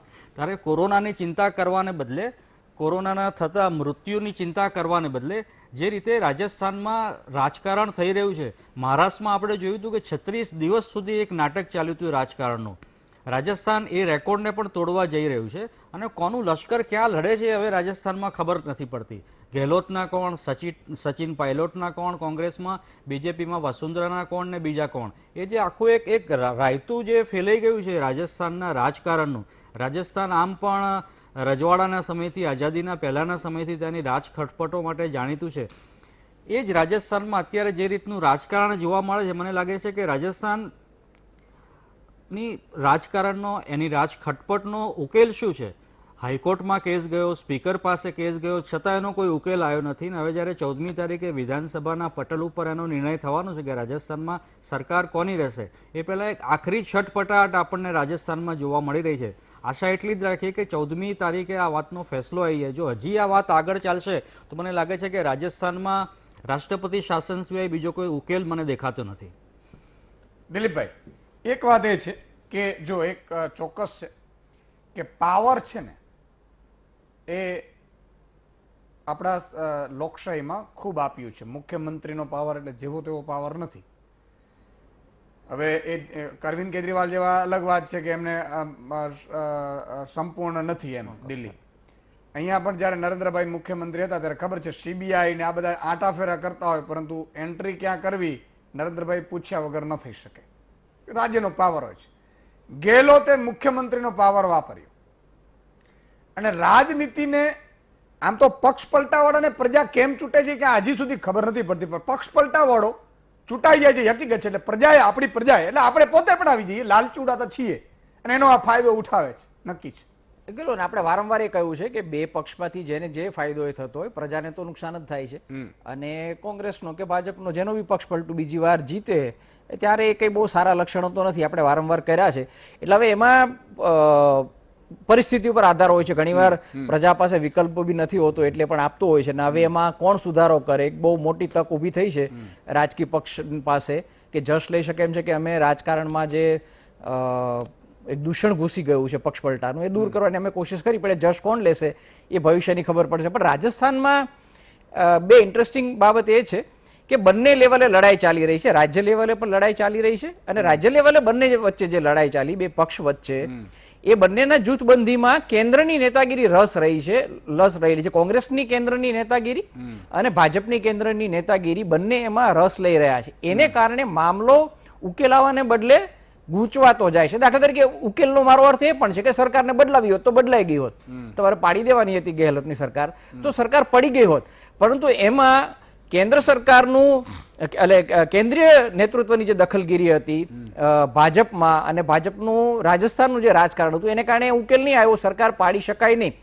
એની સામે ગેહલોત છે એ આ મામલાનો ઉકેલ લાવી શક્યો. દાખલા તરીકે તમે 22 જણને એકવાર ગેરલાયક ઠરાવી દીધા હોત તો શું થાત? સ્પીકર કરી શકે છે અને સ્પીકરે આવું કર્યું છે. બધા સ્પીકરોએ પોતાના હોદ્દાનો દુરુપયોગ કર્યો છે એટલે રાજસ્થાનના સ્પીકરે પણ એ કર્યું હોત. પછી લડ્યા કરો તમે, હાઈકોર્ટમાં જાઓ ને સુપ્રીમ કોર્ટમાં જાઓ, પણ એક વખત તમે એને ડિસ્કોલિફાય કરી શક્યા હોત. એ પણ ન થવા દીધું. એ કોને કારણે ન થઈ શક્યું? એ પણ કેન્દ્રીય નેતૃત્વને કારણે ન થઈ શક્યું. એનો મતલબ એ થયો કે બે વસુંધરા રાજે અને ગેહલોતનું રાજકારણ જે રાજસ્થાનમાં ચાલે છે એ બંનેની સામે એ આપસમાં તો લડે છે. એ બંને જણા પોતપોતાના રાજ્યના જૂથબંધી છે એમાં પણ લડે છે. સાથે સાથે એમણે પોતાના જ પક્ષોની કેન્દ્રીય નેતૃત્વ સામે પણ લડવાનું છે. એટલે ચર્ચા એવી છે કે 5 વર્ષે સરકાર બદલાઈ જતી હોય ત્યારે શું કામ એકબીજાની સરકાર પાડવી, એ નીતિથી રાજસ્થાનમાં રાજકારણ ચાલે છે. અને વસુંધરા રાજે અને ગેહલોતના સારા સંબંધો છે એની ચર્ચા આપણે વારંવાર અહીં કરી છે. પણ હવે ગેહલોતની સામે રાજેશ પાયલોટને ઊભું કરવામાં કોંગ્રેસની કદાચ કોઈ નેતાગીરીને રસ છે. એની સામે વસુંધરાને પાડીને એની જગ્યાએ ભવિષ્યમાં શેખાવત કે અન્ય કોઈને આગળ કરવામાં ભાજપની કેન્દ્રીય નેતૃત્વને રસ છે. એટલે બહુ બધો મામલો રાજસ્થાનમાં ગૂંચવાયો છે. મને પણ એવું જ લાગે છે કે આમાં ઉકેલ આવતો નથી અને ધીમંતે જે ઈશારો કર્યો એવું રાષ્ટ્રપતિ શાસનની શક્યતા બહુ લાગે છે. કદાચ 14 તારીખે નહીં થાય, 14 તારીખે ગૃહ મળશે અને સામાન્ય કાર્યવાહી કરીને એક દિવસ પૂરતું મુલતવી રહેશે. 15 રજા છે અને 16 તારીખે રવિવાર છે. એ પછી સોમવારે આખો મામલો કંઈ પણ થઈ શકે છે. એ વખતે જયારે વોટિંગની વાત આવશે, કાં તો તમે કોઈ બિલ ઉપર વોટિંગની વાત આવે અથવા તો સીધો જ જો દરખાસ્ત આવે વિશ્વાસની, એ વખતે ધમાલ થાય અને શું થાય એટલે. કારણ કે આપણે જે માની છે કે સરકાર કાં બચી જાય કાં પડી જાય એવું લાગતું નથી રાજસ્થાનમાં. રાજસ્થાનમાં કંઈક બહુ મોટો ડ્રામા થશે એવું તો લાગે છે. બિલકુલ ડ્રામા થશે એવું લાગે છે. દર્શક મિત્રો, તમને પણ જોડીશું, કારણ કે તમારો મત આમ આદમીનો, સામાન્ય નાગરિકનો બહુ જરૂરી હોય છે. અને જરૂરી એટલા માટે હોય છે જ્યારે આપણે ચર્ચા કરી રહ્યા છીએ ગુજરાતની, ભારતની. હું એટલા માટે વારંવાર કહું છું કે ઇતિહાસ તપાસો ને તો ખબર પડે. આજે તમે કોઈને લાફો મારશો, કાલે 2 લાફા તમારે ખાવાની તૈયારી રાખવી પડશે. આજે ઉંગલી આમ કરશો, 4 ઉંગલી તમારી સામે છે, આપણે ભૂલવાનું નથી. એટલે કેટલા બધા દાખલાઓ છે સાહેબ. તમે વિચાર કરો કે એક ભૂલ શંકરસિંહ વાઘેલાએ સરકાર પાડી હતી. 12 મહિના કે 18 મહિના સમથિંગ ચાલી હતી ને સીએમ, 18 મહિના ચાલ્યું હતું. હજી સુધી શંકરસિંહ વાઘેલા સીએમ ગુજરાતના બની નથી શક્યા. આ તાસીર છે, સમજો. ભારતની રાજનીતિ એવી છે સાહેબ. બીજું કે દરેકનો દશકો હોય, દરેકનો ટાઈમ હોય, અને જ્યારે ટાઈમ ચાલતો હોય ત્યારે તમારે ધ્યાન કરવાનું. આ બહુ જરૂરી છે. એટલે નાનકડા વિરામ બાદ તુરંત મળીએ છીએ. તમને પણ જોડીશું, ફોન લાઈન ખોલીશું, ઉપર નંબર હશે, તમે પણ જોડાજો અને મહાનુભાવોનો પણ ટર્ન લેશું. વિરામ બાદ મિત્રો ફરીથી આપનું સ્વાગત છે. હરેશભાઈ એક બનાસકાંઠાથી જોડાયા છે. જી હરેશભાઈ. નમસ્કાર. નમસ્કાર ઈશ્વરભાઈ ગઢવી સાહેબ. નમસ્કાર. હા, ઘણા દિવસે મેળ પડ્યો આજે તો. વાહ વાહ વાહ, બોલો બોલો. હવે હું એમ સાહેબ કહેતો હતો હા કે આ રાજસ્થાનનો જે પ્રશ્ન છે એ સાહેબ ખરેખર કોંગ્રેસ વાળા કહે છે કે અમારા પેલા વાડાબંધી કરી, ભાજપ વાળાને કહે છે વાડાબંધી કરી. તો હકીકતમાં કોંગ્રેસ વાળાના મોંથી 19 જણા રાય બારે ઈ કોઈ ભાજપના લીધે શરૂઆતમાં જ ન નીકળે ને. એટલે આપણે છે ને કોંગ્રેસ સાચવી નથી કીધી સાહેબ. કોંગ્રેસનું મોટું દુઃખ શું છે, ઉપરના લેવલે ખાલી એક સત્તા હોય એટલે ઘડી જાળવી રાખવું પડે પૂરું. એટલે આની અંદર સાહેબ મારું કેવું એવું છે કે કોંગ્રેસ વાળા બધા તો ભારત સંગઠન રાખતા હોય એમ કોંગ્રેસ વાળા પૂરેપૂરું સંગઠન રાખતા હોય તો એમને જવાની જરૂર નથી પડતી. હા બરોબર છે. ખૂબ ખૂબ આભાર હરેશભાઈ. તો વિચાર કરો, એક બનાસકાંઠામાંથી, ગામડામાંથી એ ભાઈ જવાબ આપે છે.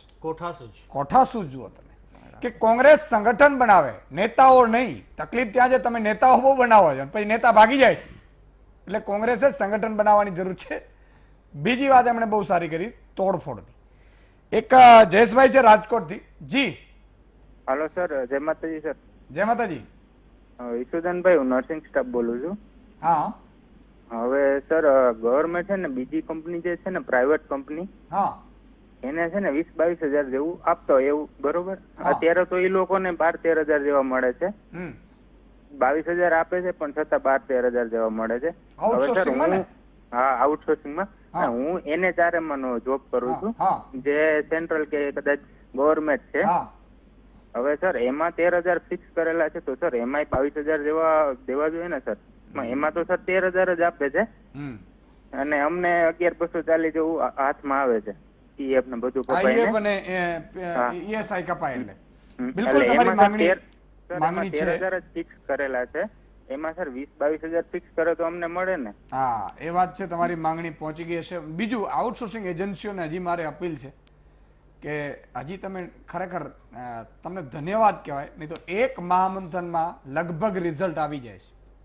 પણ તમારી પહોંચને સેલ્યુટ કહેવાય કે આટલા મહામંથનો કર્યા છતાં આઉટસોર્સિંગ એજન્સીઓનો કોઈ વાડ વાંકો નથી કરી શકતો. ડાયરેક્ટ પેમેન્ટનું થયું જે નથી થયું.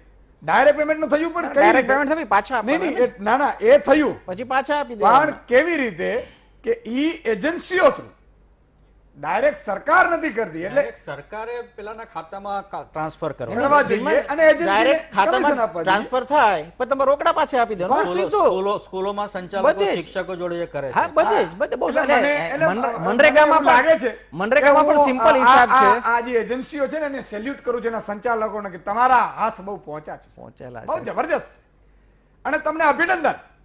પણ એક વાત ધ્યાન રાખજો, એ દિવસ પણ લાવીશ, આ વીટીવી લાવશે કે જે દિવસે તમારા હાથ કપાઈ જશે સાહેબ, કાં તો તમારા હાથ એના મૂકનારના હાથ કપાઈ જશે. લખી રાખજો તમે.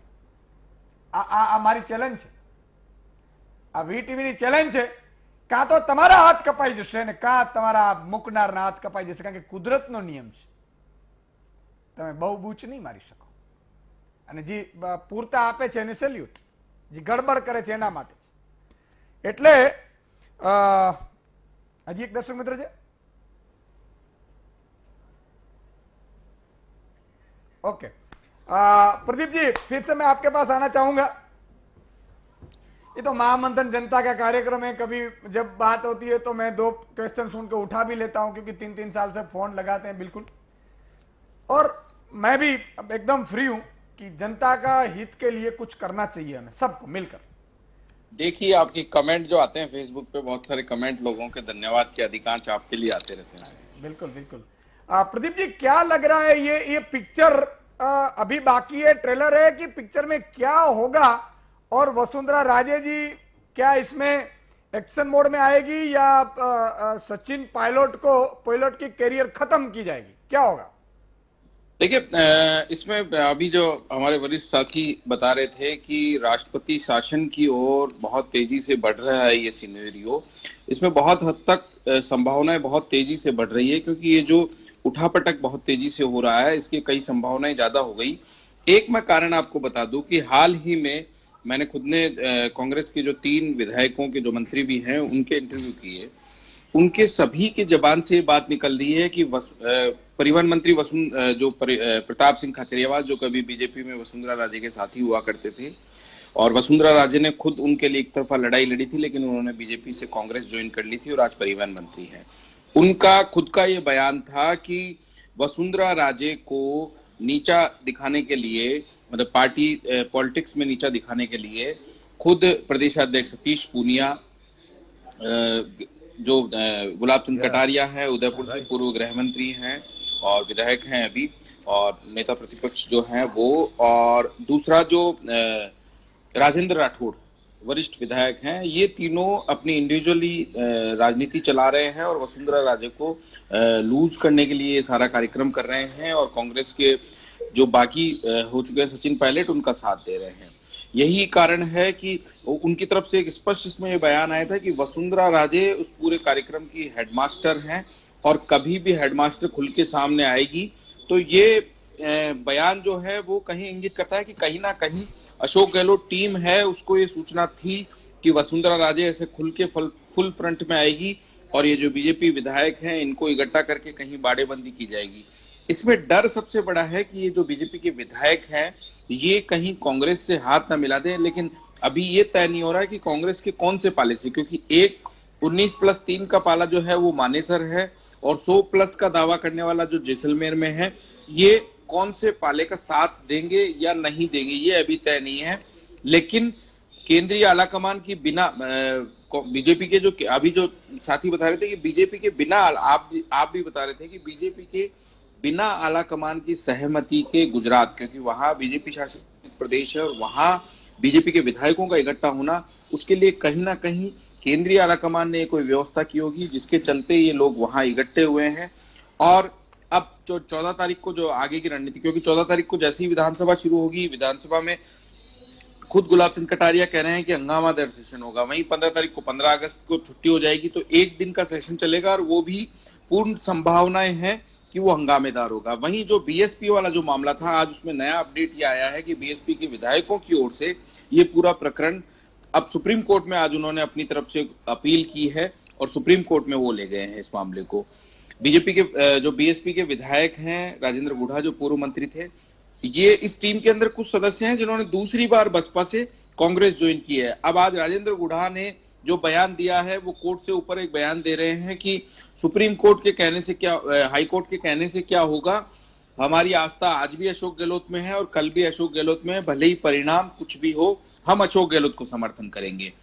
एक अभी जो साथी जो लाइव में बैठे हैं वो कह रहे थे कि बीटीपी के एक विधायक की ओर से वीडियो जारी किया गया था, वही विधायक दूसरे दिन अशोक गहलोत के साथ खड़े होकर बाइट दे रहे हैं कि मैंने तो भूलवश वीडियो बना दिया था, मुझे पुलिस ने किसी तरीके का परेशान नहीं किया गया।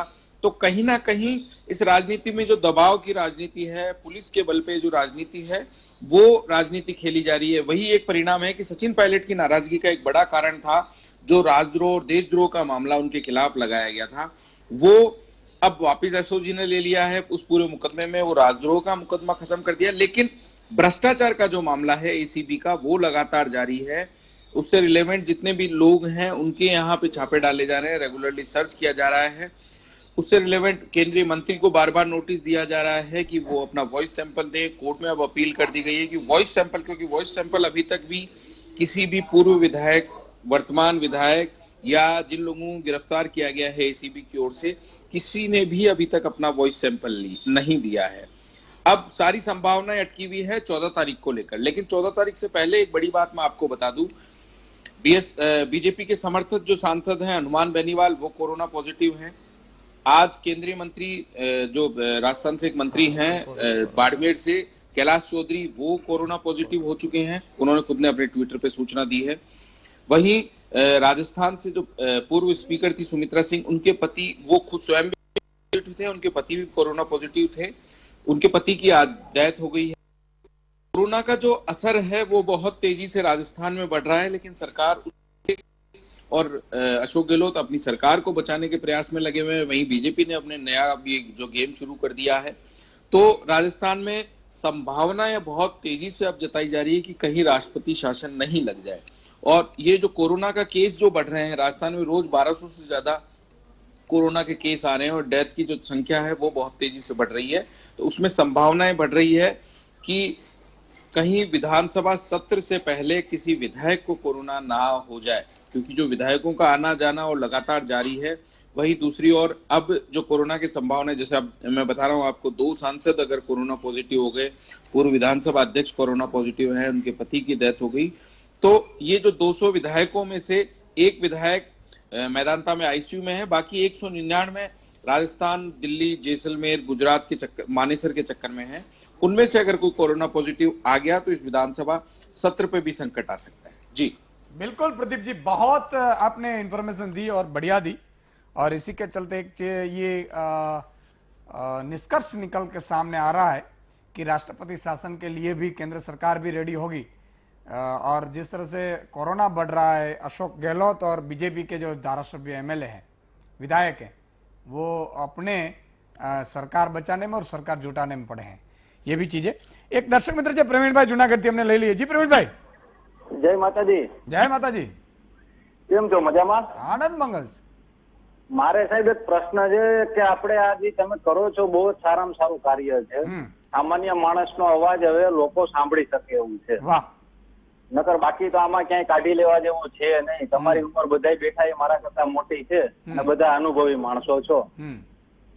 હવે સાહેબ મારો પ્રશ્ન એ છે કે જૂનાગઢમાં ગેરકાયદેસર બાંધકામ કેટલા છે એની ઉપર એક વખત તમે મહામંથન કરો ને પછી અમિતભાઈ ઠાકરને સામે બેહાડીએ કે ભાઈ હવે આમાં તમે શું કરી શકો એમ છો। ના બિલકુલ, કારણ કે મારે એક ગેરકાયદેસર બાંધકામમાં સાહેબ હું 3 વખત તો 3 કલેક્ટર બદલી ગયા, 4 કમિશનર બદલી ગયા।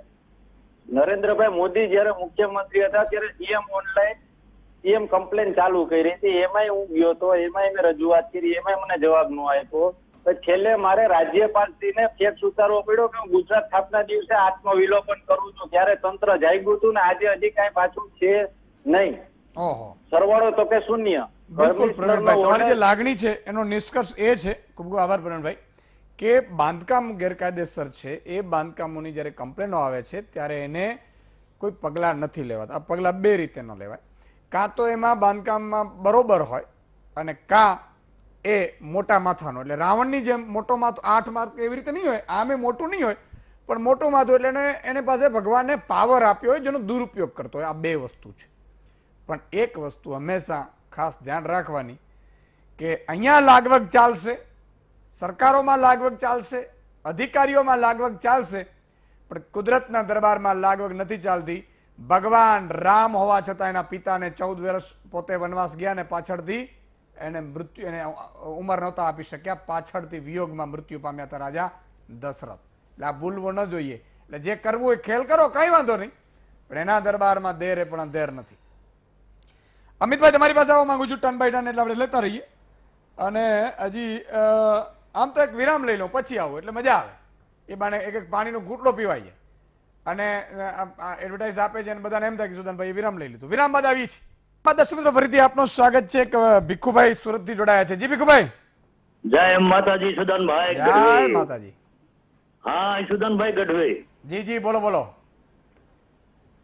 સારણ અને ગઢવી જે રહ્યા ને, હા, એનું નામ પડે ને ક્યાં મને સુરાતન ચડી જાય. બોલો. અરે વાહ, તમારા આશીર્વાદ. અને હા, સારણે મને સમજાવ્યું ગઢવી હોય છે ગાંડા, પણ ઈ બોલે ને તો કઈક ને પાડી દે છે માંદા. અને જે મારો ગઢવી છે, જે મારા ગઢવી રામ છે, ગઢવી સાહેબ, હું તમને ગઢવી હોય છે ગાંડા પણ મને બીજાને પાડી દેશે માંદા. પણ મારા રામ તમે એવા છો કે મારો ફોન કે મને તક એક તમે એવી આપો કે જેથી કરીને હું 2-3 મિનિટ બોલી શકું. અત્યારે તો સારું, કારણ કે બહુ બધી હજી મહાનુભાવોના બાકી છે, પણ બિલકુલ એકવાર ભીખુભાઈ આપણે વાત કરીશું ચોક્કસ. ખૂબ ખૂબ આભાર ભીખુભાઈ. ભીખુભાઈ એટલે પ્રેમ, આ જનતાનો પ્રેમ છે સાહેબ. અને જનતાનો પ્રેમ છે ને, જનતાને હું વિશ્વાસ આપું છું કે તમારે કોઈ પણ તમારા જ્ઞાતિના આગેવાનની જરૂર નથી. હવે આ ઈસુદાનભાઈ વીટીવી તમારા જ્ઞાતિના આગેવાન છે. હા, બાકી કોઈ આવે કે આમ કરી નાખશું કાંઈ જરૂર નથી સાહેબ. ઘણાને એવું હતું કે ઈસુદાનભાઈ અમારા જ્ઞાતિમાં આ ન હોય તો અમારી તકલીફ, કોઈ તકલીફ નહીં પડે સાહેબ. એ નહીં કરે, આપણે કરીશું, ન્યાય આપણે અપાવીશું. સોમનાથમાં ધારાસભ્યો પહોંચી ગયા છે અને સોમનાથમાં રોકાશે. ભગવાનના દર્શન કરી 12મી ઓગસ્ટ સુધી સોમનાથમાં આ 6 ધારાસભ્યો રહેશે એવા સમાચાર છે. અને સાગર દર્શન હોટલમાં બુક થયા છે. ધર્મેશભાઈ વાત એસોસિએટ એડિટર મારા જોડાયા છે. જી ધર્મેશભાઈ. ચોક્કસ. પોરબંદર પ્લેનમાં ઉતરાણ કર્યા પછી મોટર માર્ગે અત્યારે આ ભાજપના જે રાજસ્થાનના ધારાસભ્યો છે 6 નો સમૂહ અત્યારે સાગર દર્શન સોમનાથ મંદિરની સમીપ પહોંચ્યો છે. અને ગીર સોમનાથ જિલ્લા ભાજપના પ્રમુખ ઝવેરીભાઈ ઠકરાર સહિત કાર્યકરો દ્વારા તેઓની આગતા સ્વાગતા શરૂ થઈ ગઈ છે અને આવતીકાલ સોમનાથ દર્શન કરવાના છે. પણ હજુ બીજા 6 ધારાસભ્યો પણ સોમનાથ દર્શનને લઈને આવતીકાલે આવે તેવી શક્યતા પણ જણાઈ રહી છે. જી થેન્ક યુ. તમે નજર રાખજો ધર્મેશભાઈ. પડે પડની ઇન્ફોર્મેશન છે વીટીવીના દર્શકોને આપણે પહોંચાડતી રહેવી છે. 3 દિવસ પહેલા સમાચાર આપણે આપ્યા હતા. વીટીવી અને વીટીવીની ફરજ છે, એમાં કોઈ નવાઈ પણ નથી. ખૂબ ખૂબ આભાર અમિતભાઈ. જી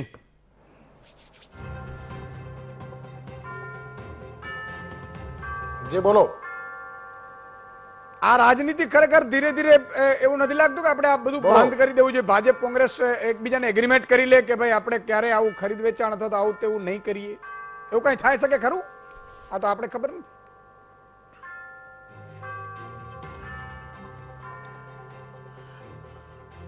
ઈસુદાનભાઈ, સમગ્ર મામલો, સમગ્ર પ્રોબ્લેમ આ કોંગ્રેસનો પ્રોબ્લેમ છે. બહુ સ્વાભાવિક છે.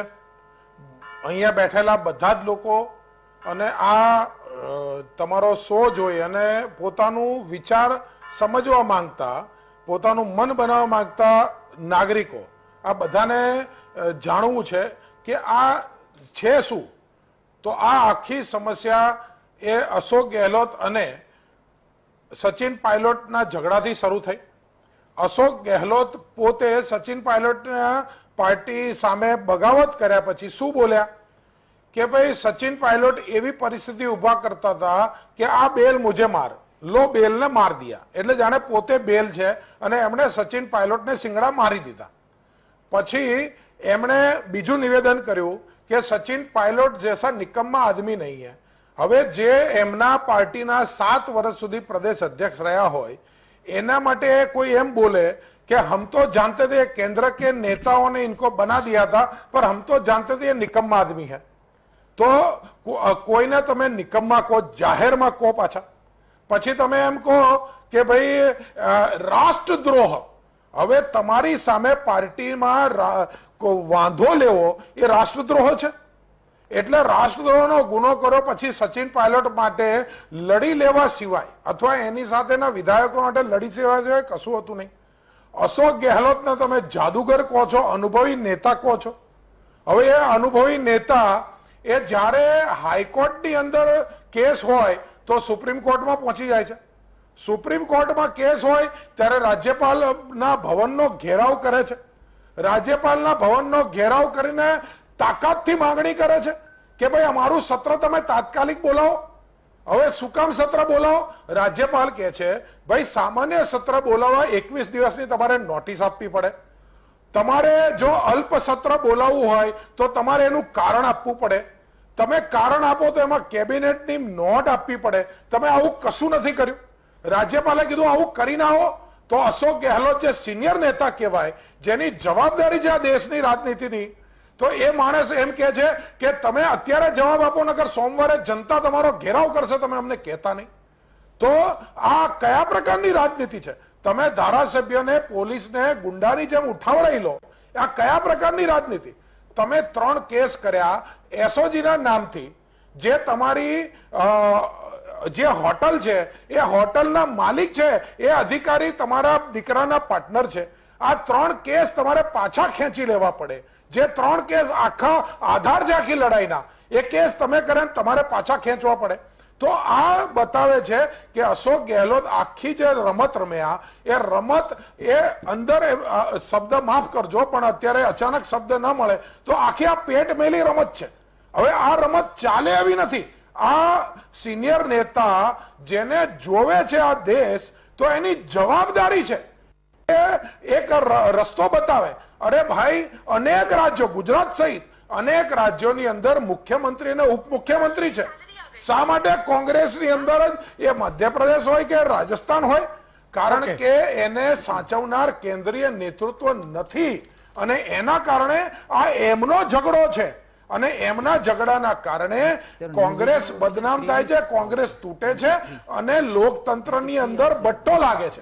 એટલે મને એવું સ્પષ્ટ લાગે છે કે આ એમની લડાઈને તમારે એક્સપોઝ કરવી જોઈએ જનતાની વચ્ચે કે આ કોંગ્રેસીઓને ન તો સરકાર ચલાવતા આવડે છે ન સાથે રહેતા આવડે છે. બિલકુલ 107 ધારાસભ્ય -19 ઓકે અને એની અંદર -2 અને એની અંદર -BSP ના. એટલે તમે અશોક ગેહલોતનો આંકડો ગણી લો. એટલે ફ્લોર ટેસ્ટ કરાવો તમે ઈસુદાનભાઈ, છેલ્લો આંકડો ટોટલ કોંગ્રેસના ધારાસભ્ય સરકાર ચાલે ત્યારે કેટલા? તો 124.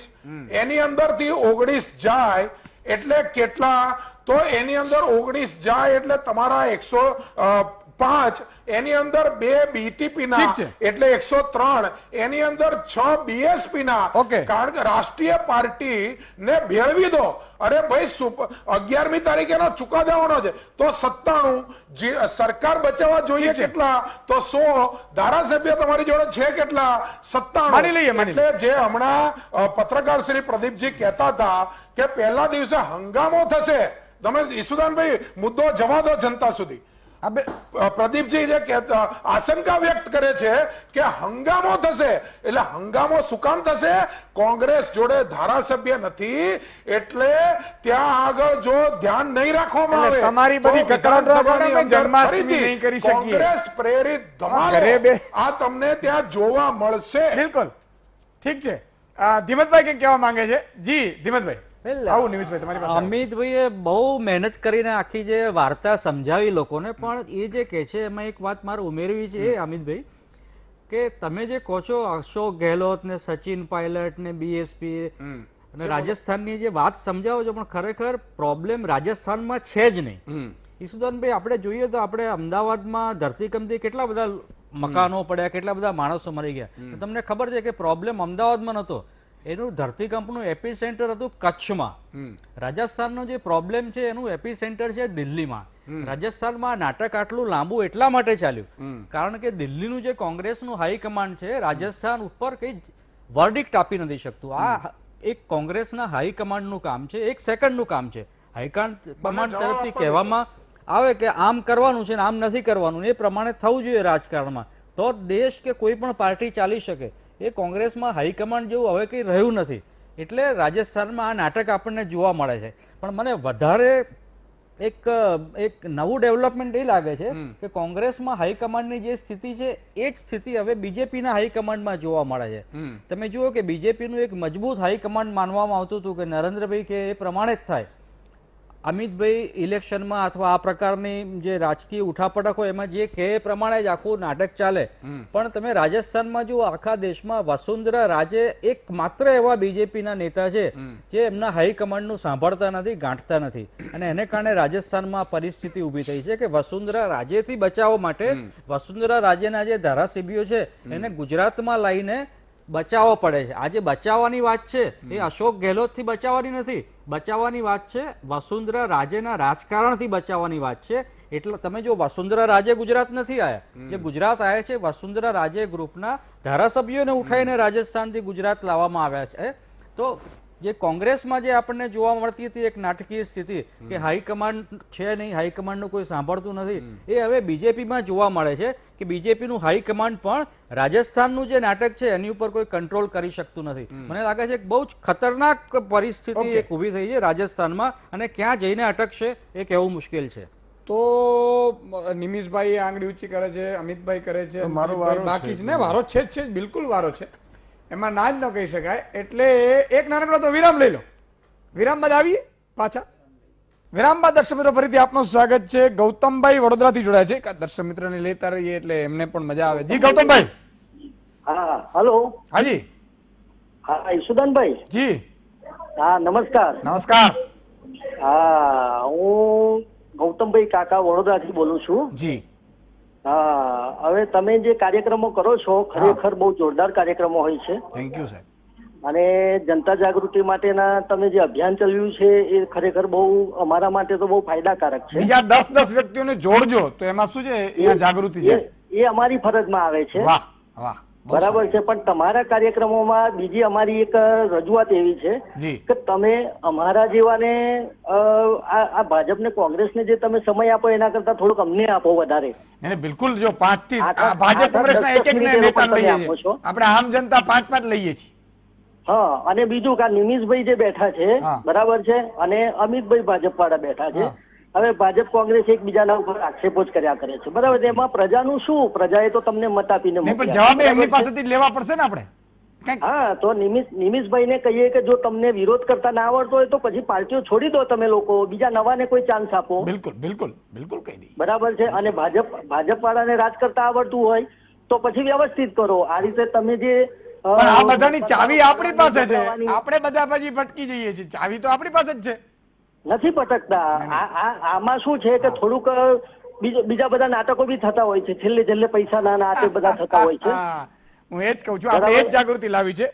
ખૂબ ખૂબ આભાર ગૌતમભાઈ.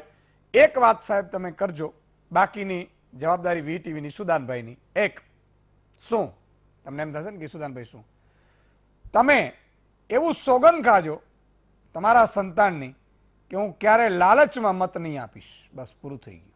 બાકીની જવાબદારી મેં કીધું ને કે વીટીવી જાગૃતિ લાવશે, પણ લાલચ એટલે ન રૂપિયાની હોય, ન સમૂહ લગ્નની હોય, ન મંદિરની બનાવવાની હોય. આપણા દેવસ્થાનના મંદિર આપણે બનાવી લેશું સાહેબ.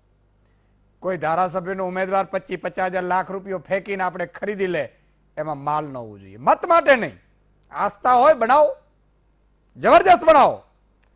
પણ તમે એમ કહો કે તમે 5000 મત આપો ને અમે તમને આ કરી દઈએ, એ લાલચમાં ફસાઈ આ ગુજરાતી હિન્દુસ્તાની નહીં. આટલું તમે ખાલી કરો અને સારા વ્યક્તિઓને આગળ ધરો. તમારા જ તમે તમારા ઉમેદવારો પસંદ કરો. તમે એવા ઉમેદવારો પસંદ કરો કે જે ન ખરીદાય, ન વેચાય, ન બેઈમાની કરે.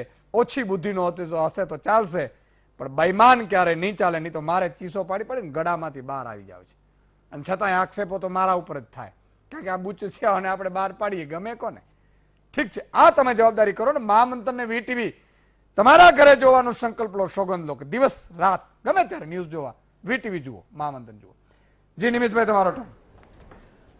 અમિતભાઈએ બહુ સરસ ગણિત કહ્યું, 124 ને પછી આટલા ઓછા અને આટલા ઓછા, તો એ તમારા 72 જ જીત્યા છે. પણ યાદ રાખજો, કોંગ્રેસના તમે વાત કરીને ગયા તો એ 97 છે, તમારા કરતા 25 વધારે છે. નૈતિકતાના ધોરણે કોંગ્રેસ ભારતીય જનતા પાર્ટીની વાત નથી. પ્રજાએ ચુકાદો આપે છે, કોંગ્રેસે શાસન કરવું જોઈએ. ચૂંટાયેલી સરકારને બચાવવા માટે કોંગ્રેસ પ્રયત્નો કરે છે અને સંવિધાનિક કોંગ્રેસનો અધિકાર છે, હક છે. પણ તમે ચૂંટાયેલી સરકારને તોડવા માટે ભારતીય જનતા પાર્ટી જે કરે છે એને ષડયંત્ર કહેવાય. લાજવાના બદલે ગાજવાનું ભારતીય જનતા પાર્ટીના લોકોએ બંધ કરવું જોઈએ. રાજ્યપાલનો ઘેરાવ, રાજ્યપાલ બંધારણની વિરુદ્ધમાં વર્તન કરે તો એમને કઈ મારવાની કે કૂટવાની વાત નથી કરી. લોકશાહી પ્રણાલી મુજબ રજૂઆત કરી શકે, કોઈ પણ કરી શકે. તમે બંધ કરાવી દીધું છે આ બધું કે દેખાવો નહીં, યોજાઓ નહીં.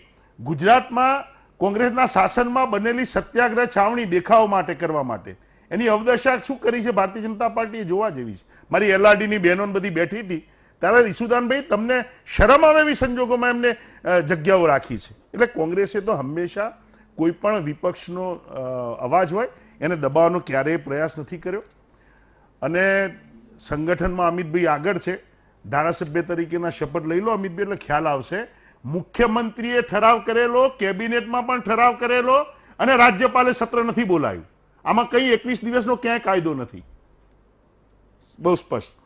રાષ્ટ્રદ્રોહનો ઓવેસી એમ બોલે કે અમને જો 3 દિવસ આપવામાં આવે તો હિન્દુસ્તાનમાં અમે આમ કરી નાખીએ, એની પર તમારી સરકાર રાષ્ટ્રદ્રોહ ના લગાડે કારણ કે એ તમારી બી ટીમ છે. અને હાર્દિક ઉપર લગાડે કારણ કે એ તમારી વિરુદ્ધમાં કામ કરે છે. સમય, સંજોગો, પરિસ્થિતિ આ બધાનું એનાલિસિસ કરો. પ્રોબ્લેમ બીજો કઈ જ નથી આ દેશમાં. ભારતીય જનતા પાર્ટીની સત્તા ભૂખ. અને આજે ગૌતમભાઈ કરીને બોલે, એમને ભારતીય જનતા પાર્ટીના નેતા તરીકે, કોંગ્રેસના નેતા તરીકે મારી પણ ટીકા કરી, હું એને સ્વીકારું છું. પણ અમને શરમ આવે છે જે નિર્લજ્જતાથી ભારતીય જનતા પાર્ટી શાસન કરે છે, સ્વાયત્ત સંસ્થાઓનો ગળો જે ટૂંપી નાખ્યો છે, ઈડીથી માંડીને સીબીઆઈ, ચૂંટણી પંચ, એનો જે દુરુપયોગ, રાજ્યપાલનો જે દુરુપયોગ થઈ રહ્યો છે, ઇન્કમટેક્સ ડિપાર્ટમેન્ટ, ઈડી ડિપાર્ટમેન્ટનો, ત્યારે શરમ આવે છે. એટલે સરકાર રાજકારણમાંથી ભારતીય જનતા પાર્ટી એવું કામ કરી રહી છે કે મારા જેવાની અનેક સારા ભારતીય જનતા પાર્ટીના સંનિષ્ઠ માણસો રાજકારણમાં રહેશે નહીં. તમે એ પરિસ્થિતિનું નિર્માણ ભારતીય જનતા પાર્ટી છેલ્લા 4-5 વર્ષથી પોતાની સત્તાની ભૂખ માટે કરી રહી છે. હરિયાણામાં કોંગ્રેસની સરકારને સંપૂર્ણ બહુમતી નથી, ભારતીય જનતા પાર્ટી નથી, પણ અમે બહુમતીને ટચ કરી શક્યા નથી, અમે ક્યાંય ગંદકી કરી નથી. ગોવામાં કોંગ્રેસના 17 ધારાસભ્યો જીતેલા 40માંથી 3 ધારાસભ્યો અમે લાવી શકતા હતા, કોંગ્રેસે નથી કર્યું. ભારતીય જનતા પાર્ટીને માત્ર 6 ધારાસભ્યો હતા અને ખરીદ વેચાણ કરી અને તમે જેની સામે લડ્યા છે એને જીતાડ્યા છે. અરે કોંગ્રેસ તો પોતે સત્તા જનાદેશ મળ્યો છે અને જનાદેશ સાચવવાની માટે કોંગ્રેસ કંઈ પણ કરે. તમે જનાદેશના વિરુદ્ધમાં તમે કાર્ય કરો છો. ગુજરાતમાં કેટલા ધારાસભ્યો હતા? કેમ રાજ્યસભાની દરેક ચૂંટણીઓ તમે લંબાવો છો? કેમ રાજ્યસભાની ચૂંટણીઓ વખતે તમે ધારાસભ્યો કોંગ્રેસના ખરીદો છો? કેમ આ કોરોના, મધ્યપ્રદેશમાં કોરોના વખતે શું કર્યું છે આખો દેશ જાણે છે. અને ઈસુદાનભાઈનું વાક્ય મને ગમે છે કે તમને કોઈ નહીં પહોંચે ને, કદાચ સુપ્રીમ કોર્ટને તમને નહીં પહોંચે પણ તમને ઈશ્વર પહોંચશે. ઓકે, અને ઈશ્વરથી તમે ડર રાખજો. ઓકે, બસ. એક દર્શક મિત્ર છે રાણાભાઈ સુરેન્દ્રનગરથી. જી રાણાભાઈ. હા, જય માતાજી. જય માતાજી. સુદાનભાઈ, જય માતાજી. હા, હું કોઈ પક્ષમાં નથી, બરાબર? બિલકુલ. તમારો કાર્યક્રમ મને બહુ ગમે છે, કેટલા ટાઈમથી પ્રયત્ન કરતો, આજે લાગ્યો, બરાબર? બરાબર. હવે હું એક વાત કઉ છું કે સાહેબ, તમે જે આજે ભાજપ વાળા છે ને એ નકરું જુઠ્ઠું બોલે છે. તમે એને થોડી ઓછી મિનિટ આપો. બીજી એક મારી વિનંતી છે કે તમે એવું બટન રાખો, બરાબર? મહામંત્રના મંચનો પહેલો સૂત્ર શું ખબર છે? કે તમામને આપણે જો સરખું નહીં આપીએ, ન્યાય નહીં આપીએ અને આપણે જૂઠું બોલે છે, આપણે નક્કી નથી કરતા, એને જનતા નક્કી કરે છે અને જનતા એને ચૂંટે છે. એટલે ભાજપ એવી રીતે આપણે કોઈ પક્ષ ઉપર નહીં કરી શકીએ. એટલે આ શબ્દો ના ઈસુદાનભાઈ એમને પૂછો ને, ઈસુદાનભાઈ એમને પૂછો મારો એક એવો આપનો સુઝાવ છે પૂછો તમે એવા બટન રાખો, બરાબર એવા બટન રાખો તમે એવા જયારે કે બોલતા હોય ને ભાજપ વાળા કે કોંગ્રેસ વાળા એકબીજાની સાથે અમને પછી સમજાવતું નથી. એમ પૂછે છે શું જૂઠું બોલી ભાજપ? હા કોણ ગપ્પા જ મારે છે ને, કેટલી સરકારો તોડી ભાજપ વાળા, એ શું કરે છે? એટલે સરકારો તોડવા બેઠા છે ને આજ કોંગ્રેસ નો કાઢે. હું કોંગ્રેસ માં નથી, પહેલી શું તમે કોને દર્શક તરીકે વાત કરું. અમિતભાઈ એવું કે છે કે તમે સરકારો તોડીને બનાવો છો, તમારે મત મળતો નથી છતાંય તમે તોડો છો. રાણાભાઈ એટલે એમ કે છે તમે ભાઈ જૂઠું બોલીને પાછું એમ કહો છો કોંગ્રેસ ઉપર કરે છે. આ ઝઘડો કોનો છે રાણાભાઈ? આ ઝઘડો કોનો છે?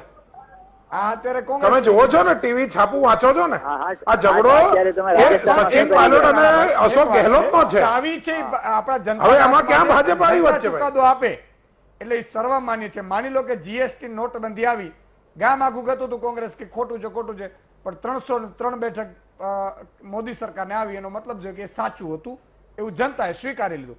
જનતાનો ચુકાદો છે, જનતા પાસે ચાવી છે મતદાનની, અને મતદાન સમયે આપણે જ્ઞાતિના આગેવાન, જાતિના આગેવાન, ભલાણું ઢીકડું, એટલા માટે હું કહું છું બધી જ્ઞાતિને એવું હશે તો કહી દેજો મારું નામ, કાંઈ સુદાનભાઈ અમારી જ્ઞાતિના, બસ પૂરું થઈ ગયું. આગેવાન છે અને આ જ જરૂરી છે, બાકી આપણા હાથમાં ચાવી છે. એક નાનકડા વિરામનો ફરીથી સમય થયો છે દિલીપભાઈ, એટલે ટર્ન મારીને પાછા આવીએ. દર્શક મિત્રો ફરીથી આપનું સ્વાગત છે. આજે રાજસ્થાનની સરકાર, અશોક ગેહલોત કોંગ્રેસની સરકાર ઉપર આક્ષેપ છે કે ભાજપના ધારાસભ્યોને ખરીદવાનો પ્રયાસ કરે છે અથવા તો લઈ લેવાનો પ્રયાસ કરે છે. દિલીપભાઈ, સવાલ એટલો છે કે જનતા ફરીથી કેમ દલ બદલને ચૂંટતી હશે, એક, અને બીજું કે આવું નવું જો ચાલતું રહ્યું, જનતાના હાથમાં ચાવી છે ત્યારે જનતા મૂકી દે પછી રાડો પાડે કે મારું તો બધું લૂંટાઈ ગયું, મારું તો લૂંટાઈ ગયું, પણ લૂંટા તમે તો આપ્યું એને લૂંટવા માટે.